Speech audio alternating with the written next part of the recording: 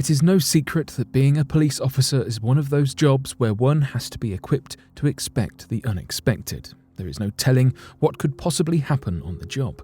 No day is a mirror of the day that preceded it. On a calm day, the extent of the occupation may entail stopping speeding vehicles or helping the elderly cross the road, or maybe the odd cat down from a tree. On a more eventful day, an officer could expect to be working on a chilling case or chasing down a bank robber.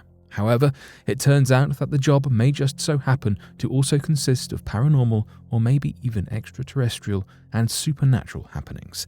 So today, here at Unexplained Mysteries, we'll be taking a look at how and what our police service encounters in the line of duty.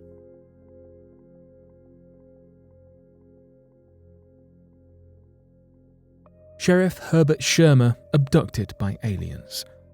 When it comes to aliens, there are two types of people, believers and skeptics. Some wholeheartedly believe in the existence of extraterrestrial beings and that they come from planets in the solar system and travel in what appear to be flying saucers in the night sky or otherwise known as UFOs. Others dismiss the idea entirely as a total sham. And then, of course, there are those who are stuck in the middle, who do not necessarily believe in their existence, but are also not completely shut to the prospect and rather prefer to keep an open mind pertaining to the matter. Whatever side of the alien belief spectrum you find yourself on, one police officer's experience in 1967, Herbert Schirmer, may just influence you in that regard.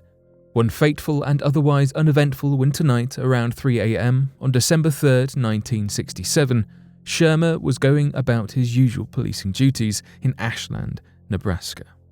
He was patrolling the highways and just so happened to be along the intersection of two intersecting highways, Highway 6 and Highway 63. As he was veering onto Highway 63, that is precisely when something caught his eye. At first glance, it appeared to be flashing red lights on what he thought initially was a truck. However, as he proceeded to get closer and flashed his own patrolling vehicle's lights, he realized he was mistaken. It was not a truck. Rather, what met his eyes was far from what he would have previously ever fathomed. Before him was what appeared to be the classical look of what one would picture a UFO to look like, and it appeared to be hovering suspensefully 8 feet upward in the air. It had a metallic finish and was circular in shape with 3 stands extending from the bottom. The red lights he had initially noticed were coming through circular cutouts along the sides of the mysterious vehicle. As it escalated upward into the air, fire emerged from the bottom as the vehicle proceeded to make a siren-like sound. Schirmer recalled it going directly overhead his police car before whizzing past and upwards into the night sky, until it was completely out of sight. Schirmer could not believe what he had just encountered, but made sure to make a cursory note of his experience in his logbook, duly noting the time at which the sighting had taken place. What was bizarre besides the actual encounter with the UFO was how Schirmer was left feeling after the incident. The sighting seemingly left Schirmer with some physical implications. These symptoms included headache, generally feeling unwell, and a red swollen region marking his neck, all of which were not present prior to the incident, especially not the neck marking. Word of Schirmer's strange experience made it to the Condon Commission, a branch of the University of Colorado that had spent some time dedicated to investigating extraterrestrial and UFO encounters. They invited him to come to Boulder, Colorado for some consecutive examinations pertaining to his alleged UFO sighting. Schirmer cordially obliged, and on February 13, 1968, he consented to a hypnosis session conducted by psychologist Dr. Leo Sprinkle that had the objective of reflecting back to the night of December 3rd. Through the hypnotic session, Schirmer was able to recall more detailed memories of the night that had seemingly been suppressed in his earlier recollections of the night. These details included that as he got closer to the UFO, both the engine to the car and radio went dead. More interestingly, though, was that although Schirmer's previous and initial memories did not recall any encounters with extraterrestrial beings or occupants of the UFO, through hypnosis, Schirmer was able to recall seeing a white figure emerge from the UFO. Schirmer felt that he had experienced a telepathic form of communication from said figure, which contributed to him refraining from pulling his firearm out onto the figure. In general, Schirmer seemed to speak fondly of the alien figures, classifying them as friendly. Shermer's alleged experience, in addition to the new details he relayed, are undoubtedly a lot to take in. The overall consensus on the credibility of Shermer's story, on whether or not it actually happened, was inconclusive.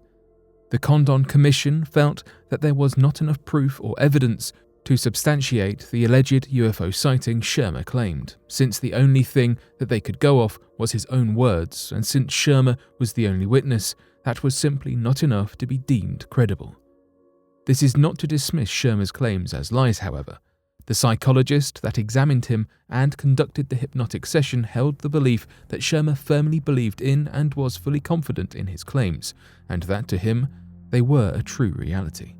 In other words, Shermer was speaking his truth. However, whether it happened or not is still up for debate.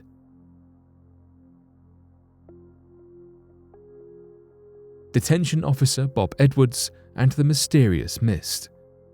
As for ghosts and spirits, they are along the same lines as aliens in the sense that people either believe in them or dismiss them entirely. Up in Great Falls, Montana, in Cascade County, one sheriff, Bob Edwards, was one of the skeptics. This is, up until he encountered his own seemingly paranormal experience. He otherwise could not have been bothered with paranormal claims. But his skepticism would soon switch entirely as he experienced something unexplainable, and unlike in Shermer's case previously, he was not the only one to witness it either. Edwards was a detention officer at an old jail, and at the time, he had a separate living arrangement with the jail's property. It was an apartment that was on the opposite end of the inmates' cells within the jail facility. One night, he heard what sounded to be someone audibly coming up the stairs. Edwards opened the door expecting to see one of his co-workers on duty, except to his utter surprise, there was no one. He went downstairs to ask one of the officers on duty that night, Mike, if he had happened to come upstairs or if anyone else had been up. Mike assured him that no one else had gone up and that Edwards was the only one there that night. To Edwards, hearing that obviously did not help in regards to alleviating his goosebumps. That would not be the end of it either. In fact, one could say things were just warming up. Later that night, both Edwards and Mike witnessed something strange over the video surveillance. What appeared to be captured on the display screen was some sort of white mist that Edwards compared to someone puffing out clouds of cigarette smoke. Mike decided to go investigate the location of the jail that the surveillance was capturing, while Edwards stayed behind still examining the live surveillance. That is precisely where things took an especially spooky turn. When Mike went to the designated location, he did not notice anything out of the ordinary, nor did he see the mist that was on the video footage. Meanwhile, Edwards, who was keeping a keen eye on the surveillance, could still visibly see the milky white mist very much present, even though Mike was not seeing it with his naked eyes before him. Mike lifted his hand up to see if he felt anything in the air. As soon as he did that, Edwards saw the mist automatically disappear at the raising of Mike's hand on the screen. That was the last time the mist would be seen, but not the last of strange, questionable occurrences. The jail is said to still experience unexplainable occurrences. An eventful dawn at Silbury Hill. Similar to the alien-esque sightings with Sheriff Herbert Shermer, another police officer would have an alien-like encounter. Silbury Hill, which is located in England within the Wiltshire county of Avebury, is not exactly a stranger to the extraordinary. In fact, it has been somewhat of a hotspot over time for UFO connoisseurs and people fascinated by the prospect of extraterrestrial life and supernatural happenings.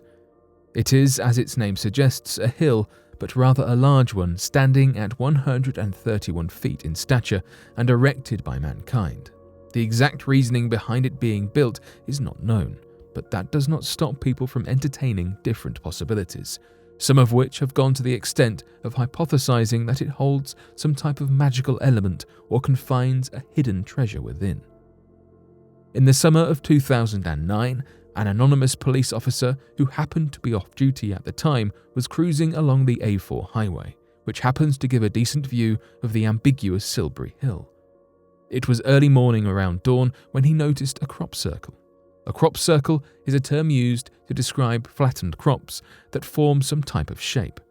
What struck the officer as odd was that the crop circle appeared to be fresh. However, that was not the weirdest aspect of it all. The officer realized he apparently was not the only one taking notice of said crop circle. He recalled that there were 3 noticeably tall figures, cloaked in white with their faces hidden from view, and they seemed to have long, blonde hair. Initially, the officer did not think too much of these figures at first, dismissing them as investigators conducting a forensic investigation of some sort. However, as he got closer, he noticed a loud and obnoxious buzzing sound that was audibly impossible to ignore. The figures seemed entirely unbothered by it, however. The officer continued to come closer and even made the daring move of trying to catch their attention by calling out to them, to which he received no notice or response. The officer noted that something strange seemed to be happening from within the crop circle. Not only did the strange buzzing sound seem to stem from within it, but the crops within the crop circle seemed to be moving as if being blown by wind, despite the fact that there was no noticeable wind in the atmosphere. Everything aside from the crop circle was perfectly still, which further suggests that the crop circle must have been moving due to a factor other than wind, perhaps an engine of some sort. The officer decided to make a second daring move of running towards the figures, to which they did seem to take notice, saying that their heads rear towards him before bolting off at an alarmingly supernatural speed. After they disappeared, the buzzing sound was still very much present. That is precisely when the officer got cold feet and decided to return to his vehicle for safety. Similar to Shermer's case, the officer at Silbury Hill experienced an excruciating headache for the whole day after his bizarre encounter. The officer submitted a report to his department. However, due to the fact that he had been off duty at the time of the occurrence, there was no investigations into his claims.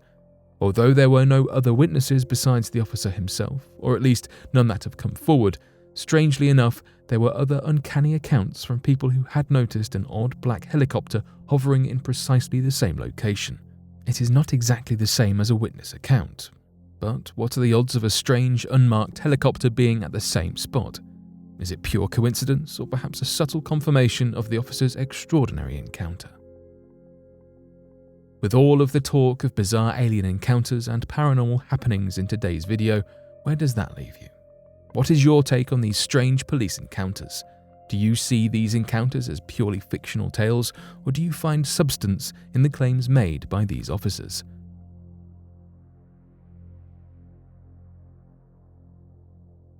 But what do you make of these strange happenings, and have you had any out-of-this-world experiences? Be sure to let us know your thoughts in the comments section below and help us by growing this community while working to solve these unexplained mysteries. Thank you for watching, and don't forget to subscribe for more videos.